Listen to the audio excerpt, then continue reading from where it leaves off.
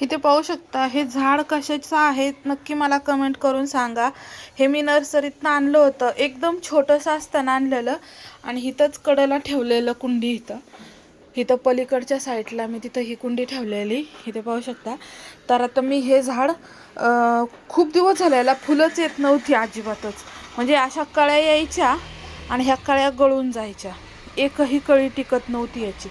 पण आता अशी परिस्थिती ह्याला एवढ्या कळ्या आल्यात की काय बोलायची सोय नाही, इतक्या कळ्या आहेत ना. अरे बापरे बापरे. मी ह्याला काही टाकलं नाही आणि कुठलंही खत बीत नाही टाकलेलं, तरी पण ह्याला एवढ्या कळ्या आल्यात, इथे पाहू शकता. आणि ह्याच्या कळ्याच उमलत नव्हत्या, सगळ्या कळ्या गळून जायच्या, का कुणास ठाऊ. पण आत्ता ह्याची आहे ना एक कळी इथं उमलायला आलेली आहे, हे पाहू शकता किती सुंदर. आणि जेव्हा मी विकत घेतलेलं तेव्हा हे फक्त एवढी एकच फांदी होती छोटीशी, पण ह्याला फूल आलेलं होतं, उमललेलं होतं. आणि हे फूल असं गुलाबागत एवढं असं मोठं होतं. तर हे फूल कशाचं आहे म्हणजे गुलाब तर नाही आहे, पण ह्याला वास खूप छान येतो. आणि हे एक पाकळीचं पण नाही, असं भरीव बरगच्च फुल आहे, हे पाहू शकता. हे फुल कशाचं आहे ते नक्कीच मला सांगा.